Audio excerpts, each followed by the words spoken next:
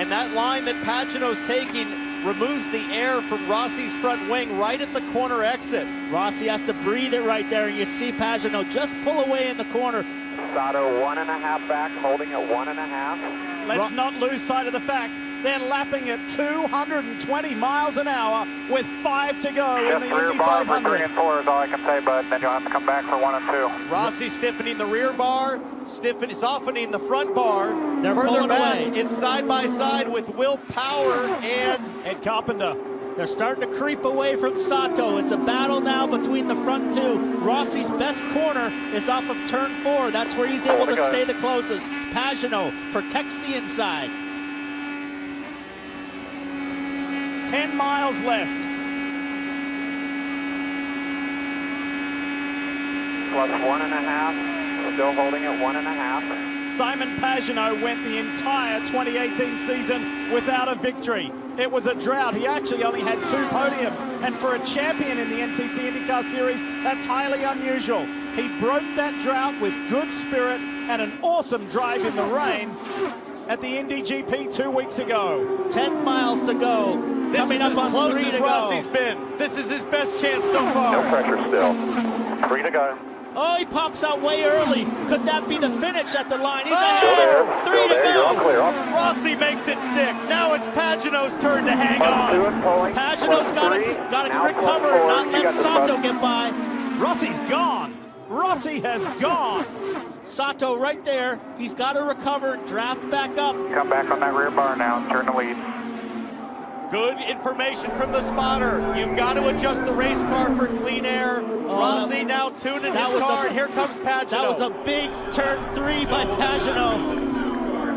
2 laps to go in the 103rd running of the Indianapolis 500.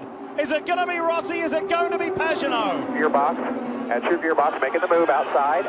Still there. All clean. Pagano's got to just set this up for turn 3 and 4. I think it's going to come down to the checkered flag, but Sato is back in the mix. He's right there on the tail of Pagano. And here he comes, Lee. Might happen going to 3. Gearbox. Pagano had a great turn 3 last time. Simon Pagano takes the lead in the Indy 500 with 1.25 laps to go. Wow. Coming to the white flag. He's got a nice gap, but he's got to hang on the rest of the lap. This little bubble of clean air might help Rossi get a big run through turns 1 and 2. Final lap, and it's a 3-way shootout. Is Sato even in it? Here comes Rossi. Rossi is clawing Simon Pagano back out of turn 2. Down the backstretch for the final time. And Pagano's trying to run away, and Rossi's not letting it happen. Still single file. Looking outside. Rossi on the high line. He has to Outside, tuck it you got back him. in. The short shoot. Clear by 2. Rossi's going to have a massive draft on Simon Pagano into the home stretch. Less than half a mile. Simon Pagano sweeps the month of May and wins his maiden Indy 500. How about that? They're all standing up. Here they come for the restart to see who wins the Indianapolis 500. Green flag.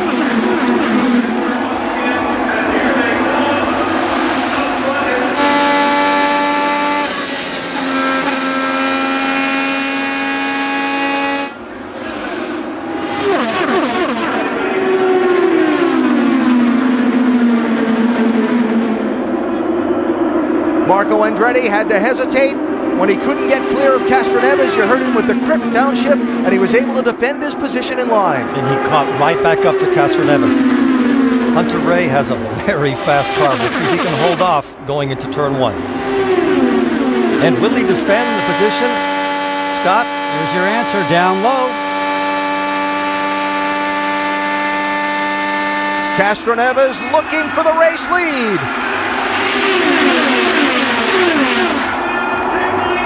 And here comes Marco.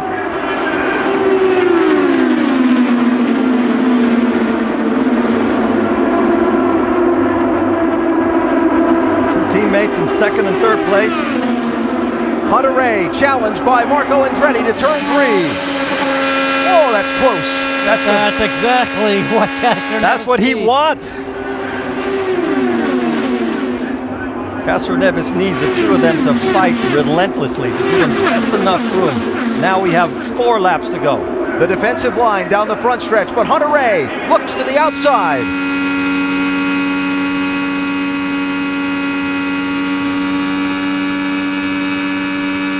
We talked about the wind before. The wind's behind you going into turn 3 where we're headed right now. We look backwards to Marco Andretti. He's going to try and make a challenge against these two.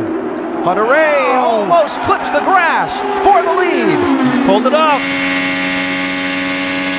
That was a daredevil move.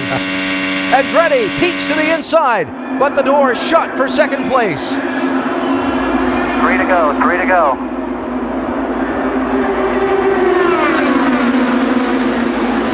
Castroneves sets up high to get a run for Hunter Ray in the back straight.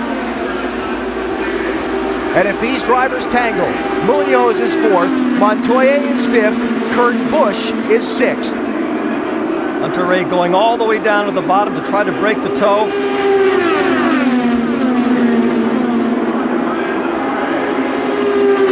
Helio Castroneves does exactly the same thing again, sets up high. Marco's car slid there. Not sure he has what he needs to get to the front. Big run. Outside. Clear. What a pass. Castroneves the leader. They'll come to the white flag next time. Here comes Andretti. Here comes Hunter Ray. Hunter Ray got him into 3 the last time. Defensive line by Castroneves. He's going to have to do it this time. Here they come to the white flag. We'll enter the final lap of the Indianapolis 500. Ryan Hunter Ray to the outside of Helio Castroneves for the race lead.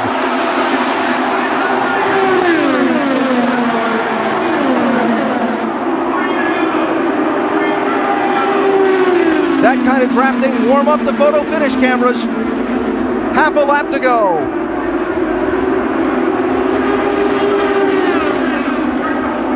Ryan Hunter Ray leads. Helio Castroneves is 2nd. Can Castroneves close on him? He's a couple of car lengths back. One last corner to go.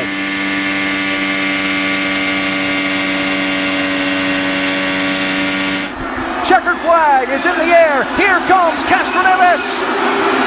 He won't get there. Florida's Ryan Hunter Ray wins the Indianapolis 500. Captain America pulled it off. Awesome, man, awesome. Well, let's talk about what happened last year. That's what's significant. Dan Weldon was driving for Panther at the time. Remember, he pitted early. He saved fuel at the beginning of the stint. As a result, because he saved fuel at the beginning of the stint, Weldon was able to run fast at the end, at the very end of the race. They've done the same thing with J.R. Hildebrand. He pitted early, saved fuel at the beginning of the stint, so you have it to run at the end, and that's what he's doing right now. Could he be the next rookie winner of the Indy 500? His last lap was at 2:16. Well, Scott Dixon has gotten around, and so has Dan Weldon. Dario Franchitti is 4th, so his chances look like they have faded for the year. Here comes J.R. Hildebrand, this time by. The white flag is in hand. 2.5 miles. baby, bring it home. Keep going. The 23-year-old from Sausalito, California. Listen to the crowd cheer him on. And how fitting for the National Guard car to win if he can indeed do that. Has he got enough fuel to make it to the end? Half a lap. He's got a half a lap to go, and he's the Indy 500 champion. Panther Racing, oh so good. They finished 2nd here, twice here. They come again through the final 2 corners. J.R. Hildebrand. Careful of traffic. He's got to get around the lap. Traffic. 100 years now. No! He hit the wall. Just like Thomas Schaefer. Just like Schaefer. Dan Weldon is going to win the race. That is unbelievable. Oh my goodness. Weldon, after finishing second the last 2 years, wins when J.R. Hildebrand hits the wall coming out of 4, just as Scheckter did in 2000. What a tremendous finish. What a drive for Weldon. I've been saying it all day, that outside lane is At the age of 43, will he win his first Indy? Green flag. The green flag is out, and this time by there will be 4 laps remaining at Indianapolis.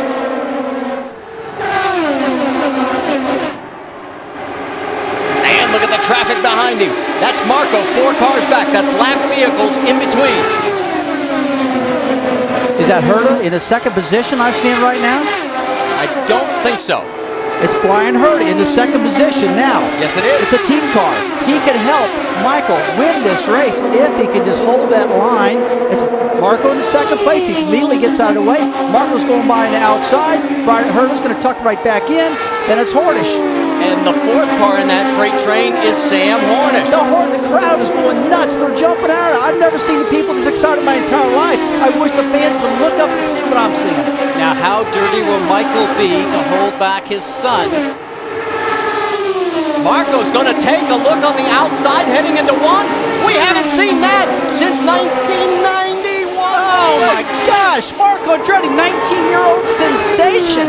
I've never seen a driver at this age as good as this kid is right now. He's amazing.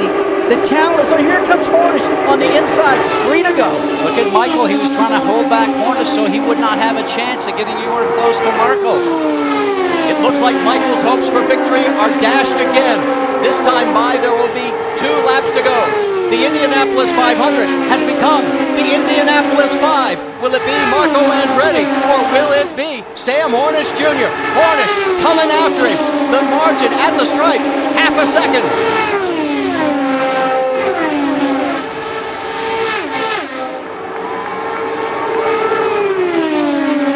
The look of Mario Andretti and the captain tells it all. Here comes Hornish. He's closing on Marco Andretti.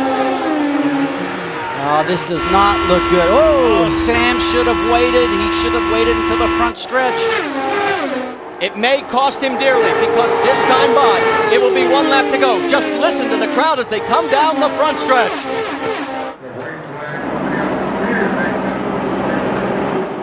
white flag. I believe Marco can do this. I really think he's got it. He's got to hold the line, low lane, Marty Scott. This kid, I believe, is going to win this race. The most exciting Daytona 5. I'm sorry, the most exciting Indy 500 ever. Down the backstretch for the final time. His father has not won it in 15 tries. Through 3. Hornish closing one more time. Coming out of 4. Down the front stretch. It's a drag race. Marco Andretti. Hornish. Who's going to win? At the stripe. It's Hornish. Oh, Hornish wins. Hornish wins by 6/100ths of a second. The closest finish, second closest in Indy history. All right. Radiators cool on the car, keep the engine cool. They're turning the laps at 223, almost 224 miles an hour. 196 laps are complete. Little Al told me a week ago, he says, I'm going to have to run the last laps around 225. Darn if that isn't pretty close, Paul. Neither car in contest at the moment. Scott Goodyear trying desperately to make up the distance. He's inching up on Al Unser Jr. And Scott Goodyear is now right there, right behind Little Al. He follows Little Al down the main straightaway. Anywhere Little Al goes, there is Scott as well. And forever, when you weave back and forth like that, you scrub off a little bit of speed too, but Scott has nothing he can do except to follow him because he needs the drafting. Scott Goodyear, of course, a Canadian early in his career. You see him setting up Little Al now. He seemed to kind of give you the feeling that things were coming easily for him. Then he had a long period there, 2-3 years, where just couldn't get any result at all. Suddenly he's vaulted back to this moment. He can see the possibility of winning the Indy 500 if he can make one pass. But he has got to pass one of the savviest, canniest fastest and most determined drivers in the business. A lot of that's going to come from the old sprint car days. That's where little Al came from, was go-karts and sprint cars. He's got a lot of savvy on how to keep somebody from passing. The 198th lap in the record books. On this lap in 1989, Emerson Fittipaldi and Little Al touched wheels. Little Al hit the wall. Fittipaldi went onto the wet. Scott Goodyear still trying to catch him.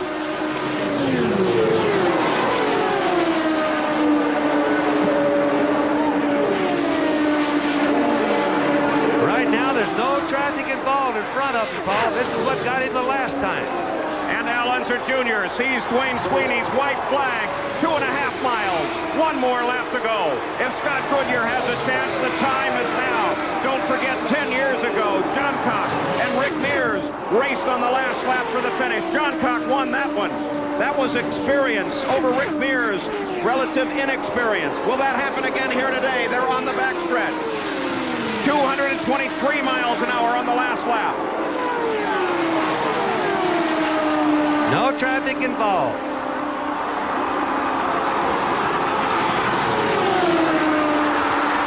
They make the turn for home now. On the main stretch, Scott Goodyear closes in. He looks for a place to come by. Scott Goodyear tries it, but no. I believe that's the closest finish in Indy history. Closer than the race 10 years ago when John Cox beat Rick Mears. 10 years ago when Little Al was new to this track. And now, Al Unser Jr. is a winner at the Indianapolis 500. That was the most fabulous finish I've ever seen. I've never seen anybody try any harder than Scott Goodyear did or Little Al. They zigzagged all over the racetrack, did everything they could to mess each other up or whatever that you try to do. Scott Evans can do it, I think. Here we go. 2 laps to go. 2. Here it comes. Outside, that is bold. Turn one, Elio. Don't lose too much ground, Palou. Get back in line, get down low, get some clean air on your wing, get a run, set it up for the last lap. Paul, I think Castroneves has to start driving a line he doesn't normally run, which is all the way down over the white line. Take the air away from Palou to the inside. Don't let him get any more front grip than he needs. He's right there, Castroneves. Oh, look at all this lap traffic now. Oh, boy. Lap traffic will become a factor as they come up on these. Look at that pack of lap cars going slow. This is going to be crazy. White flag. My goodness. Elio Castroneves has to weave his way through here under the ultimate pressure. Got to set this up. Palou's got to just back it off here and set this up off of turn 2. This is where it's going to happen. Final lap out of turn 2. Onto the backstretch for the final time. Can Castroneves weave his way around with a move that Ryan Hunter-Reay put on him many years ago? He sticks behind RHR. Now here Palou. Palou gets closer. There's a 4-time win on the line for Elio Castroneves. Look at the crowd. They know history's on the line. Welcome to the 4-time club, Elio Castroneves. That is awesome. Spider-Man is back at the Speedway. Wow, look at that. Holding up all 4. Elio Castroneves goes into history. Way to wheel that car, dude. That was freaking awesome. With authority, Paul. Winner, buddy. He did it with authority.